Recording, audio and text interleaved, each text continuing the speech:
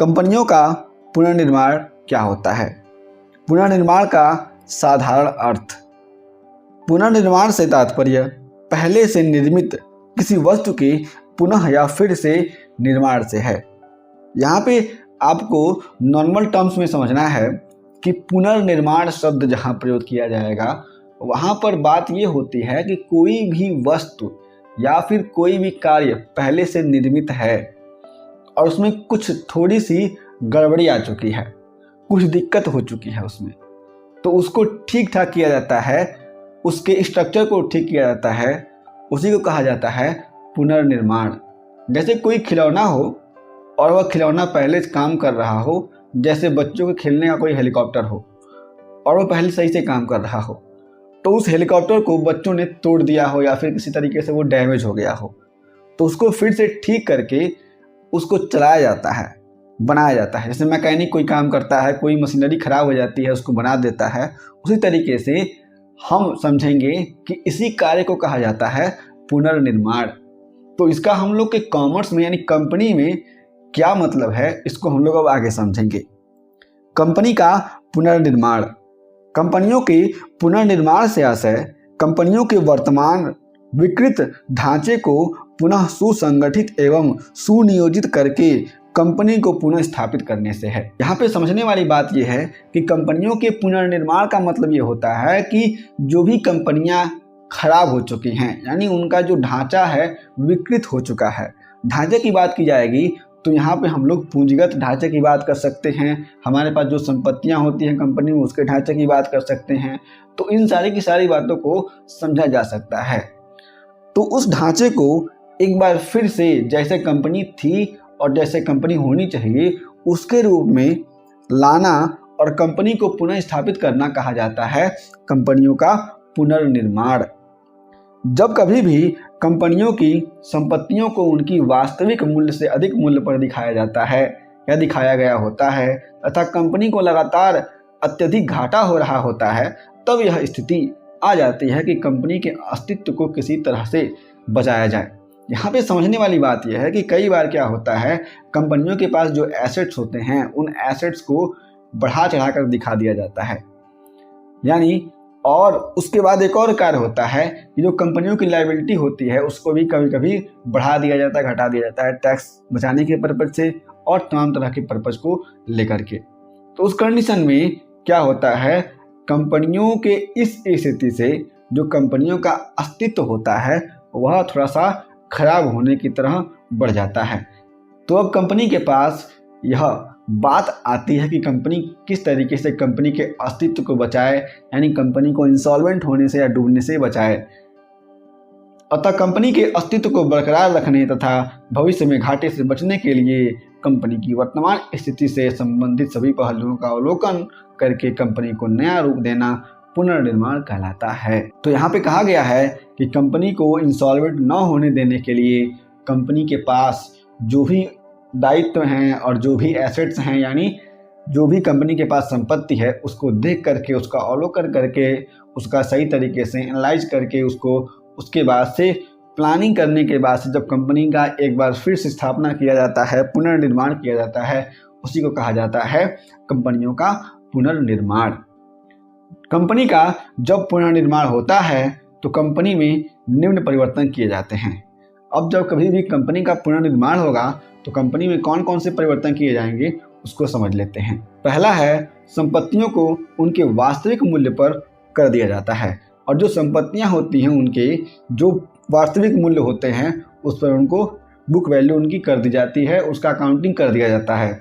दूसरा है, खर्चों एवं हानियों को कम किया जाता है और जो भी कंपनी के खर्चे होते हैं और जो कंपनी के लॉसेस यानी एक्सपेंस और लॉस जो कंपनी के होते हैं उनको कम करने का प्रयास किया जाता है, कम किया जाता है। तीसरा है, पूंजी के ढांचे को पुनः व्यवस्थित किया जाता है और जो कंपनी का कैपिटल स्ट्रक्चर होता है उसको ठीक किया जाता है। अब कैपिटल स्ट्रक्चर क्या होता है उसको मैं अलग से आपको समझा दूंगा। चौथा है, दायित्व को कम किया जाता है, यानी लायबिलिटी जो है उसको कम कर दिया जाता है, रिड्यूस किया जाता है। और पांचवा है, कुछ स्थितियों में एक नई कंपनी का निर्माण करके इस वर्तमान कंपनी को ले लिया जाता है। और यहाँ पे समझने वाली बात है कि कुछ स्थितियाँ ऐसी पैदा हो जाती हैं कि इस कंपनी को, वर्तमान कंपनी को नहीं किया जा सकता, तो एक नई कंपनी का निर्माण कर लिया जाता है और इसकी सारी की सारी संपत्तियों और दायित्वों को उसमें ले लिया जाता है। यहाँ पे कहा जा रहा है कि कंपनियों के पुनर्निर्माण के प्रकार, यानी types of reconstruction of companies. कंपनियों का पुनर्निर्माण 2 तरीकों से होता है, जो इस प्रकार से है। अब ये कौन कौन तरीके हैं उसको समझते हैं। एग्जाम के पॉइंट ऑफ व्यू से बहुत ही इंपॉर्टेंट प्रश्न, इसको थोड़ा ध्यान से देखें और समझें। पहला होता है आंतरिक पुनर्निर्माण, यानी इंटरनल रिकंस्ट्रक्शन ऑफ कंपनीज, और सेकेंड होता है बाह्य पुनर्निर्माण, यानी एक्सटर्नल रिकंस्ट्रक्शन ऑफ कंपनीज। तो ये 2 तरह के होते हैं प्रकार कंपनियों के पुनर्निर्माण के, जिससे कंपनियों का पुनर्निर्माण हो पाता है। हम आगे बढ़ते हैं और जानते हैं कि आंतरिक पुनर्निर्माण का अर्थ क्या होता है। हम लोगों ने इसके पहले समझा हुआ है कि पुनर्निर्माण क्या होता है। तो आंतरिक पुनर्निर्माण को अच्छी तरीके से समझने के लिए पुनर्निर्माण के वीडियो को आप लोग जरूर देखें और समझें, जो आपको कॉर्पोरेट अकाउंटिंग के प्लेलिस्ट में मिल जाएगा, या फिर मैं आपको इस वीडियो के नीचे डिस्क्रिप्शन बॉक्स में उसका लिंक प्रोवाइड करवा देता हूं। कंपनी के आंतरिक पुनर्निर्माण से तात्पर्य कंपनी के आंतरिक रूप से सुसंगठन तथा सुनियोजन सहित पुनर्निर्माण से है। यानी जब कभी भी कंपनी का आंतरिक पुनर्निर्माण होगा तो उस कंडीशन में कंपनी के इंटरनली जो भी कमियां होंगी उनको दूर किया जाएगा और उनका समाधान किया जाएगा, और उसके बाद से कंपनी का अच्छी तरीके से, सुनियोजित तरीके से पुनर्निर्माण हो जाता है, जिसके अंतर्गत कंपनी को संपत्तियों एवं दायित्वों के अवलोकन एवं पुनः मूल्यांकन, हानियों के अपलेखन तथा अंशों के चुकता मूल्य में कमी आदि प्रक्रियाओं से होकर गुजरना पड़ता है। यहाँ पे कहा जा रहा है कि जब कभी भी इंटरनल रिकंस्ट्रक्शन होगा, यानी आंतरिक पुनर्निर्माण होगा, तो कंपनी के पास जितने भी संपत्तियां होंगी, यानी जो कंपनी के पास एसेट्स होंगे और दायित्व यानी लायबिलिटीज होंगी, सबका क्या किया जाएगा, वैल्यूएशन यानी उनका मूल्यांकन किया जाएगा, उनका अवलोकन किया जाएगा, उसको देखा जाएगा कितने एसेट कंपनी के पास हैं और कितने एसेट कितने कितनी कैटेगरी के हैं, और उसके साथ साथ कितनी लायबिलिटीज हैं और कौन कौन सी लायबिलिटी किस किस कैटेगरी का है, कौन सा शॉर्ट टर्म है, कौन सा लॉन्ग टर्म है। और इसी के साथ साथ हानियों का अपलेखन, यानी जो कंपनी की हानियां हुई हैं, जो कंपनी के प्रीवियस ईयर में लॉसेस हुए हैं, उन लॉसेस को रिकॉर्ड किया जाता है, तथा अंशों के चुकता मूल्य में कमी आदि प्रक्रियाओं से होकर गुजरना पड़ता है।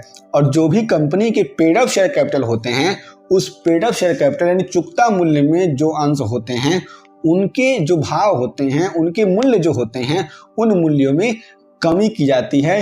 ये सारी की सारी प्रक्रियाएं कंपनी के इंटरनल रिकंस्ट्रक्शन में पूरी की जाती हैं और आगे से कंपनी का पुनर्निर्माण किया जाता है। हम बात करते हैं परिभाषा की, आंतरिक पुनर्निर्माण की परिभाषा, यानी definition of internal reconstruction of companies.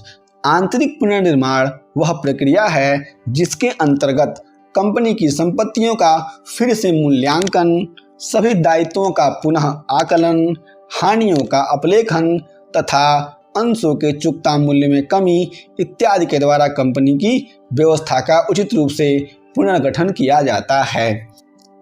यहाँ पे स्टेप बाय स्टेप बातें बताई गई हैं कि जब कभी भी कंपनी का पुनर्निर्माण होगा, आंतरिक पुनर्निर्माण होगा, तो उसमें क्या किया जाएगा, जो भी एसेट और लायबिलिटी होते हैं उनका वैल्यूएशन और उनका अवलोकन, उनका एनालिसिस पूरा अच्छी तरीके से किया जाएगा। जो भी कंपनी के लॉसेस होते हैं उनका रिकॉर्डिंग किया जाएगा, और इस तरीके से कंपनी की जो व्यवस्था होगी, जो कंपनी का मैनेजमेंट होगा, जो कंपनी का कैपिटल स्ट्रक्चर होगा, उसको ठीक किया जाएगा। और इसी को कहा जाता है कंपनी का आंतरिक पुनर्निर्माण। अब हम बात करते हैं कंपनी के आंतरिक पुनर्निर्माण की विशेषताओं के बारे में, यानी features of internal reconstruction of companies. इसमें पहला है आंतरिक पुनर्निर्माण एक वैधानिक प्रक्रिया है, यानी जो कंपनी का आंतरिक पुनर्निर्माण होगा वह कंपनी का एक वैधानिक प्रक्रिया होता है, क्योंकि इसमें जो भी कंपनीज एक्ट में लिखा गया है वे सारे के सारे रूल्स क्या होते हैं, अप्लाई होते हैं, और जो भी अकाउंटिंग स्टैंडर्ड कहती है उसको भी यहाँ पर अप्लाई किया जाता है। अगला है आंतरिक पुनर्निर्माण की आवश्यकता तब होती है जब कंपनी को लगातार हो रही असफलता से बचाना होता है। और कंपनी का इंटरनल रिकंस्ट्रक्शन तभी होगा जब कंपनी को पिछले कई सालों से लगातार लॉस होता आ रहा है। और कंपनी को जब लगातार लॉस होता आ रहा है तो कंपनी की स्थिति ऐसी बन जाती है, कंपनी इंसॉल्वेंट होने के कगार पर पहुंच जाती है। तो कंपनी का जो मैनेजमेंट होता है, जो कंपनी के बोर्ड ऑफ डायरेक्टर्स होते हैं, वे सारे के सारे बोर्ड ऑफ डायरेक्टर्स देखते हैं कि अब कंपनी को बचाया जाए। तब कंपनी का इंटरनल रिकंस्ट्रक्शन यानी आंतरिक पुनर्निर्माण किया जाता है। कंपनी के जो भी हेड ऑफ डायरेक्टर्स होते हैं या फिर जो कंपनी के मैनेजर्स होते हैं। तीसरा है आंतरिक पुनर्निर्माण के द्वारा वर्तमान समय में विद्यमान कंपनी अपने व्यवसाय को जारी रखते हुए अपने वित्तीय स्वरूप को बदलने का प्रयास करती है। और यहाँ पे कहा जा रहा है कि कंपनी क्या करेगी, अपने वर्तमान स्वरूप को जारी रखेगी, यानी कंपनी चलती रहेगी और जो कंपनी का फाइनेंशियल स्ट्रक्चर है उसको बदलेगी, वित्तीय स्वरूप को बदलेगी, कैपिटल में फ्लक्चुएशन करेगी, उसके बाद से लायबिलिटी में फ्लक्चुएशन करेगी, उसके बाद से करंट एसेट, करंट जो भी लायबिलिटी है उसमें, या फिर नॉन करंट लायबिलिटी में, नॉन करंट एसेट में, तमाम तरह के जो कंपनी के एलिमेंट्स होते हैं बैलेंस शीट में आपको दिखेंगे, उन पर कंपनी काम करती है और उनको ठीक करती है। चौथा है आंतरिक पुनर्निर्माण की प्रक्रिया में कंपनी की अंश पूंजी यानी शेयर कैपिटल को परिवर्तित किया जाता है। और जब कभी भी कंपनी का आंतरिक पुनर्निर्माण होगा तो कंपनी का जो शेयर कैपिटल है उसको परिवर्तित किया जाता है, उसको बदला जाता है। और यहाँ पे पांचवा यानी अंतिम है कि कंपनी की पूंजी में कमी लाकर अर्थात पिछले वर्ष की हानियों का अपलेखन करके आंतरिक पुनर्निर्माण संभव है। यानी जो कंपनी का कैपिटल होता है उसमें हम लोग कमी कर देते हैं और जो भी सारे के सारे लॉस होते हैं उनकी भरपाई कर देते हैं और फिर हम लोग कंपनी को आगे रन कर देते हैं। इसको कहा जाता है आंतरिक पुनर्निर्माण यानी इंटरनल रिकंस्ट्रक्शंस। हम बात करते हैं आंतरिक पुनर्निर्माण की विधियों की। जब कभी भी कंपनी में आंतरिक पुनर्निर्माण होगा तो कौन कौन सी विधियां अपनाई जाएंगी, कौन कौन से मेथड्स फॉलो किए जाएंगे, उनको हम लोग समझ लेते हैं। जिसमें 3 विधियां यहाँ पर दी गई हैं। पहला है अंश पूंजी में परिवर्तन, दूसरा है अंश पूंजी में कमी और तीसरा है कंपनी के सदस्यों एवं लेनदारों यानी जो कंपनी के क्रेडिटर्स होते हैं के साथ अनुविन्यासन की योजना यानी स्कीम।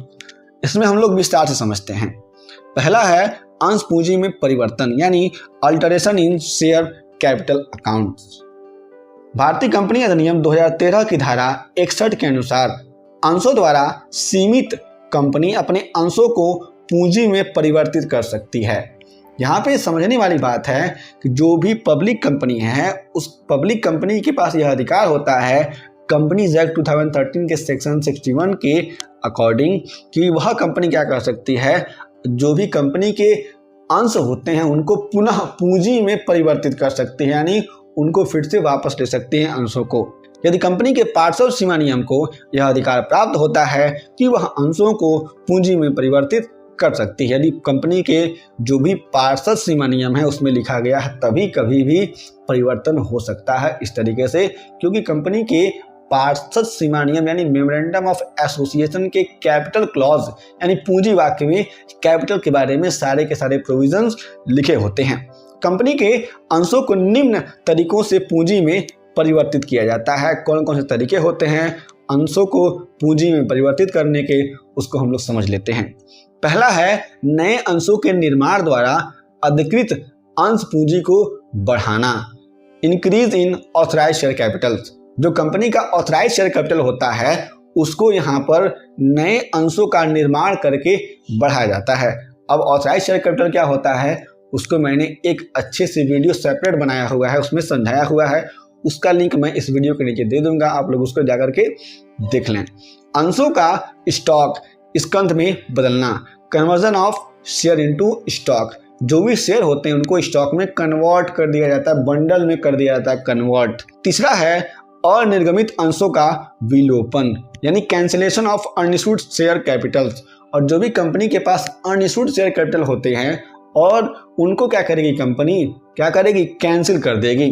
यहाँ पे अनिर्गमित अंश यानी अनइश्यूड कैपिटल वे कैपिटल होते हैं जिनको कंपनी ने इशूड नहीं किया हुआ है, जिनको इशूड करके कंपनी ने पैसे नहीं मंगाए हुए हैं, यह हमारे ऑथराइज कैपिटल का ही एक पार्ट होता है। चौथा है कम मूल्य वाले अंशों का अधिक मूल्य वाले अंशों में समेकन, यानी consolidation of shares into shares of a large amount. जो भी लार्ज अमाउंट के शेयर होते हैं, उन लार्ज अमाउंट के शेयर्स में जो भी कम अमाउंट के शेयर होते हैं, उनका हम लोग कंसोलिडेशन कर देते हैं। और अगला यानी पांचवा है विद्यमान अंशों का कम मूल्य वाले अंशों में उप विभक्त करना, यानी sub division of shares into share of smaller amount. अब बात करते हैं दूसरे मेथड की, अंश पूंजी में कमी।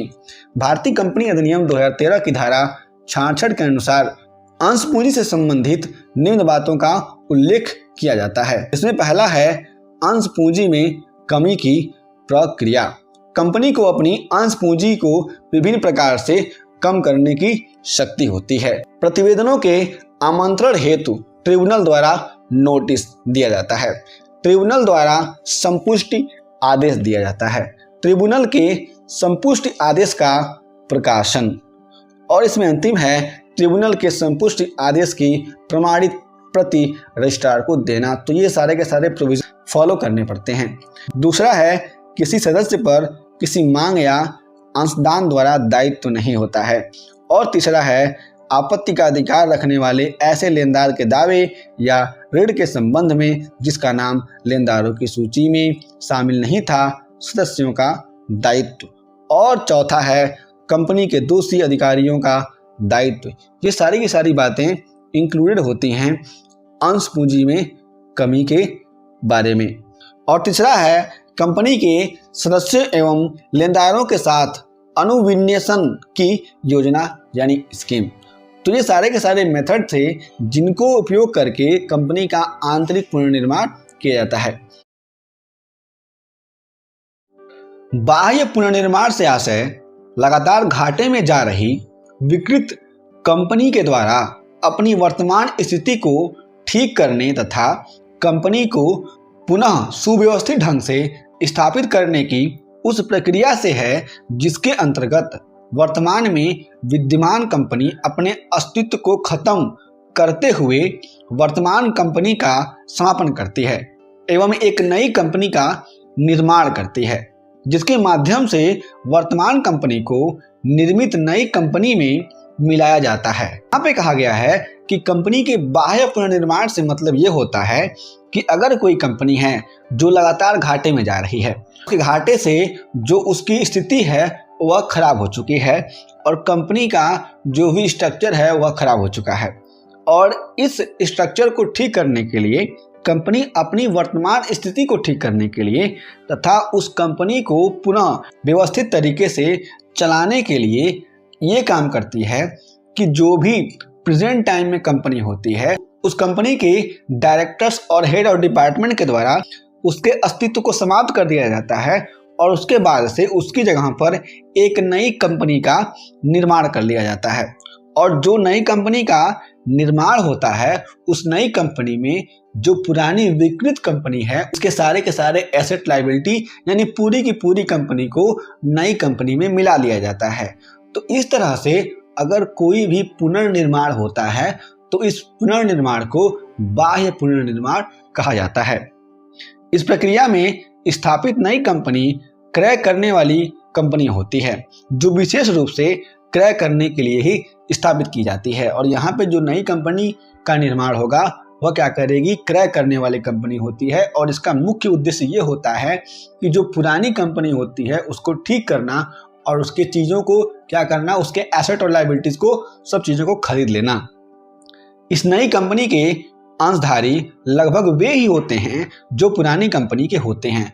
और ये लाजमी है कि जब सेम उसी तरीके से कंपनी चल रही है और उसको लॉस हुआ है लेकिन उसके जो शेयर होल्डर्स होते हैं, चाहे वो प्रेफरेंस शेयर होल्डर्स हों या फिर इक्विटी शेयर होल्डर्स हों, वे सेम होते हैं। तो इस कंपनी में जो नई कंपनी बनेगी उसमें भी वे लोग सेम ही रहेंगे। वास्तव में पुनर्गठन भी पुनर्निर्माण का ही एक रूप होता है। यहाँ पे ये बातें कही गई हैं। और हम देखते हैं कि कंपनी के बाह्य पुनर्निर्माण के उद्देश्य कौन कौन से होते हैं, यानी ऑब्जेक्टिव्स ऑफ एक्सटर्नल रिकंस्ट्रक्शन, जिसमें पहला आता है भविष्यकालीन हानियों से बचने के लिए। जब कंपनी चाहती है कि उसके फ्यूचर टाइम्स में जो भी लॉसेस होने वाले हैं उससे बच जाए, इसके लिए कंपनी क्या करती है, बाह्य पुनर्निर्माण कर लेती है एक नई कंपनी की स्थापना करके। दूसरा है कंपनी के उद्देश्यों को बढ़ाने के लिए, जो कंपनी के ऑब्जेक्टिव्स होते हैं उन ऑब्जेक्टिव्स को इंक्रीज करने के लिए कंपनी चाहती है और भी आगे ग्रोथ एक्सपेंशन, तो इसके लिए कंपनी क्या करती है, बाह्य पुनर्निर्माण कर लेती है। तीसरा है पंजीकृत कार्यालय को एक प्रदेश यानी एक स्टेट से दूसरे प्रदेश में ले जाने के लिए। अगर कोई भी कंपनी है उसका पंजीकृत कार्यालय यानी रजिस्टर्ड ऑफिस, जिसको हमने मेमोरेंडम ऑफ एसोसिएशन में पढ़ा हुआ है, तो कंपनी का कोई भी रजिस्टर्ड ऑफिस है उसका लोकेशन चेंज किया जा रहा है। यानी अगर एग्जांपल मैं बताता हूं कि उत्तर प्रदेश से उसको बेंगलोर ले जाया जा रहा है, तो इस कंडीशन में क्या होगा, कंपनी का बाह्य पुनर्निर्माण करना पड़ सकता है। चौथा है कार्यशील पूंजी बढ़ाने के लिए, यानी जो कंपनी के पास वर्किंग कैपिटल उसको बढ़ाने के लिए भी बाह्य पुनर्निर्माण किया जा सकता है। और पांचवा है कंपनी का अस्तित्व बनाए रखने के लिए, और जो भी कंपनी है उसका अस्तित्व बना रहे, चलती रहे, इसलिए भी ऑन गोइंग कंसर्न कॉन्सेप्ट को ध्यान में रखते हुए कंपनी का बाह्य पुनर्निर्माण किया जाता है। यहाँ पे एक नोट है कि कंपनी के पुनर्निर्माण का लेखांकन मानक 14 यानी अकाउंटिंग स्टैंडर्ड 14 के अनुसार ही जिस तरह से एकीकरण का लेखांकन किया गया है उसका यहाँ पर पुनर्निर्माण का भी लेखांकन होगा, इस बात को समझना है। जो भी institute of chartered accountant of India के द्वारा अकाउंटिंग स्टैंडर्ड 14 इशू किया गया है, उसी के अकॉर्डिंग जो भी कंपनी का एक्सटर्नल रिकंस्ट्रक्शन होगा या फिर इंटरनल रिकंस्ट्रक्शन होगा या फिर कंपनी का रिकंस्ट्रक्शन किया जाएगा किसी भी तरीके से, तो उसमें भी फॉलो किया जाएगा अकाउंटिंग स्टैंडर्ड 14 को। मेरे प्रिय साथियों, यदि आपके पास कोई भी प्रश्न है तो उन सारे के सारे प्रश्नों को हमें जरूर बताएं, हम आपके सारे प्रश्नों का उत्तर जरूर देंगे। हम फिर से मिलेंगे एक नए वीडियो के साथ, तब तक के लिए जय हिंद।